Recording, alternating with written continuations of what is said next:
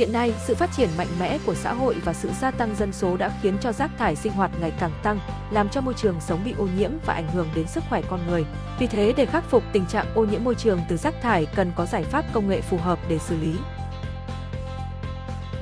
Đây là bãi rác lộ Thiên thôn Cống To, xã Tiên Lãng có diện tích 9.000 m², sức chứa khoảng 40.000 tấn rác. Bãi rác này là nơi tiếp nhận rác thải cho 9 xã, thị trấn trên địa bàn huyện Tiên Yên, trung bình mỗi ngày tiếp nhận hơn 40 tấn rác thải.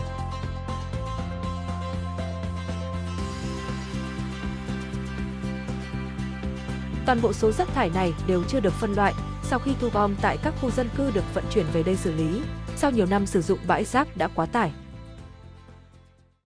Quy trình xử lý là đầu tiên là sẽ là san gạt,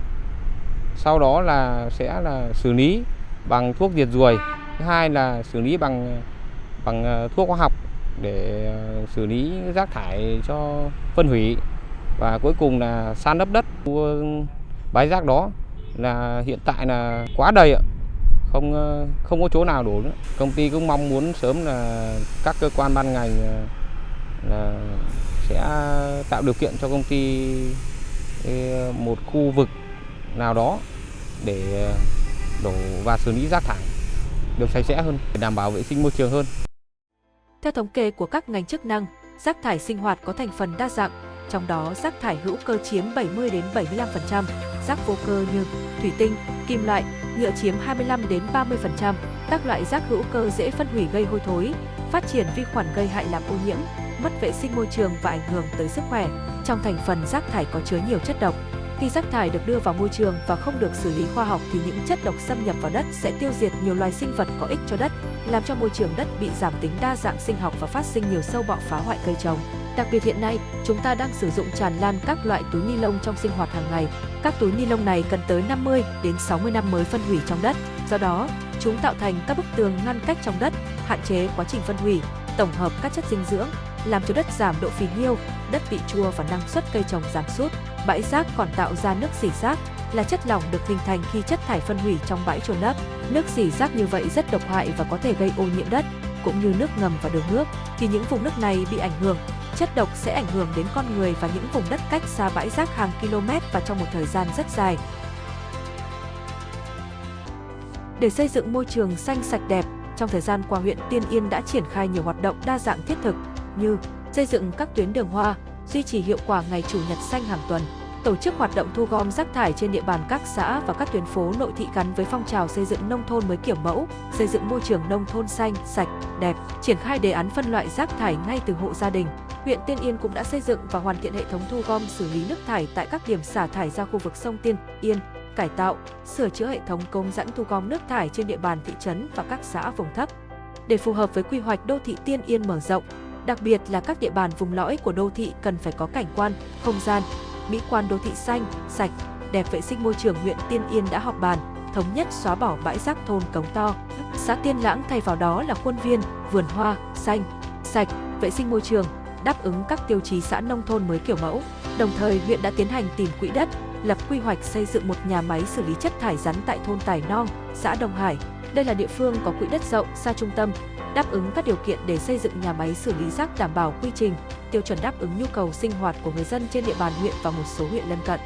Nhà máy xử lý chất thải rắn Tiên Yên có tổng nhu cầu sử dụng đất để triển khai thực hiện dự án khoảng 18,3 ha. Trong đó, diện tích đất xây dựng công trình là 18.636 m², khu chôn lấp cho xỉ 23.760 m², đất sân bãi 30.852 m², đất cây xanh mặt nước 85.719 m², đất giao thông và hạ tầng kỹ thuật khác hơn 24.000 m². Công suất thiết kế xử lý và tiêu hủy rác thải sinh hoạt tối đa 250 tấn trên ngày đêm, xử lý chất thải công nghiệp, y tế 150 tấn trên ngày đêm. Tổng mức đầu tư dự án khoảng 250 tỷ đồng.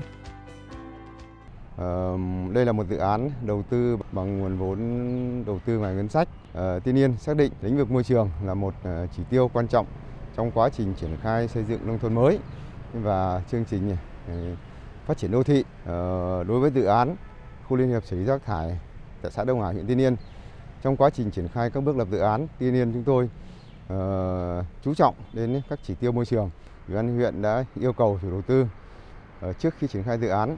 các thông số kỹ thuật về môi trường và chỉ tiêu môi trường phải được Bộ Tài nguyên Môi trường cấp phép. Trong quá trình triển khai thực hiện dự án, nếu dự án có sai sót về kỹ thuật, kiên quyết là phải đóng cửa để đảm bảo cho tiến độ dự án. Ủy ban huyện Tiên Yên đề nghị các hộ dân trên địa bàn xã Đông Hải và đặc biệt là các hộ dân khu vực xung quanh dự án, đó là thôn Tài Nong, xã Đông Hải, đồng thuận, đồng hành, ủng hộ với những chủ trương mà huyện Tiên Yên định hướng để triển khai xây dựng dự án khu trung tâm liên hiệp xử lý rác thải, và mong muốn dự án sớm được khởi công và sớm đưa vào bàn giao sử dụng để cho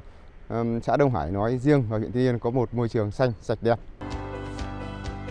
Dự án xây dựng nhà máy xử lý chất thải rắn do Công ty Cổ phần Môi trường Quảng Ninh triển khai có công suất 400 tấn trên ngày đêm. Phân kỳ đầu tư chia làm 2 giai đoạn, trong đó xử lý chất thải rắn sinh hoạt 250 tấn trên ngày đêm, chất thải rắn công nghiệp, y tế 150 tấn trên ngày đêm. Giai đoạn 1, xây dựng lò đốt xử lý chất thải rắn sinh hoạt hoạt động công suất 125 tấn trên ngày đêm, xử lý chất thải rắn công nghiệp, y tế 75 tấn trên ngày đêm.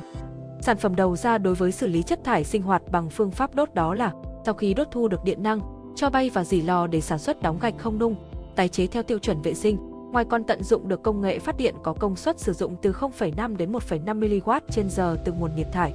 Ưu điểm của lò đốt chất thải rắn khuyến khích đốt và xử lý bằng bị chuyên dụng với công nghệ lò đốt 2 cấp, lò đốt tầng sôi, lò đốt thùng quay, lò đốt plasma, và hiện nay các công nghệ này đang được các tỉnh thành áp dụng do có những điểm mạnh như giảm thể tích chất thải, giải quyết cơ bản triệt để chất thải rắn có nhiệt trị cao, quản lý được nguồn khí thải ra môi trường, giảm diện tích chôn lấp, chi phí đầu tư và chi phí xử lý hợp lý.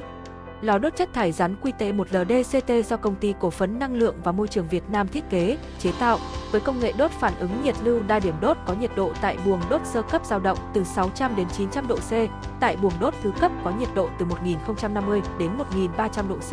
Ưu điểm đốt đa chủng loại chất thải, không cần phân loại, độ ẩm chất thải trên 65%, tỷ lệ chôn lấp xỉ thải dưới 8%, đảm bảo khí thải theo quy chuẩn Việt Nam, không có chất thải tồn, không phát tán mùi, không có nước rỉ rác ra môi trường. Quá trình xử lý chất thải được thực hiện theo một quy trình khép kín từ xe chở rác đến hố tập kết, băng tải, bộ cấp khí nén điều áp, ống dẫn khí xả làm mát. Tất cả phải được thực hiện sau 17 công đoạn trước khi xả thải.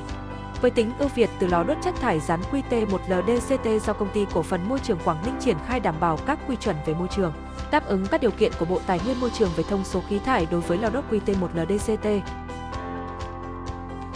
Tôn chỉ của công ty chúng tôi là công nghệ tiên phong, dịch vụ hoàn hảo. Công ty Cổ phần Môi trường Quảng Ninh phấn đấu trở thành một doanh nghiệp công nghệ xử lý chất thải hàng đầu Việt Nam và trong khu vực, mang lại hiệu quả thiết thực, đó là góp phần làm xanh sạch đẹp môi trường, xử lý triệt để rác thải sinh nghiệp, công nghiệp, sinh hoạt trong vùng. 2 là mang lại lợi ích kinh tế cho địa phương qua nguồn đóng góp vào ngân sách của huyện. 3 là tạo công ăn việc làm cho nhân dân địa phương xã Đông Hải và huyện Tiên Yên. Về đội ngũ nhân viên, dự kiến tổng số nhân viên trực thuộc mỗi văn phòng khoảng 12 người, khối nhà máy sản xuất 46 người. Công ty cam kết ưu tiên tuyển dụng đội ngũ nhân viên là người xã Đông Hải và huyện Tiên Yên vào trực tiếp lao động trong nhà máy. Với những yếu tố về cơ sở vật chất và con người như trên, Công ty Cổ phần Môi trường Quảng Ninh chắc chắn sẽ đem lại cho nhân dân xã Đông Hải nói riêng và huyện Tiên Yên nói chung sự hài lòng hoạt động xử lý chất thải rắn của công ty chúng tôi.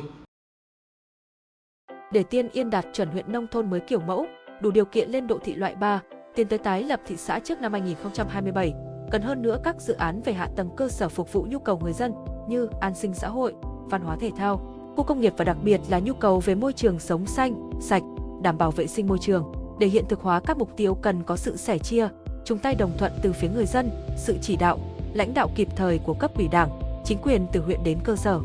Tiên Yên sẽ là đô thị cửa ngõ miền Đông của tỉnh được xây dựng khang trang, đồng bộ, một đô thị đẹp về cảnh quan, hiện đại về hạ tầng, xanh sạch về môi trường.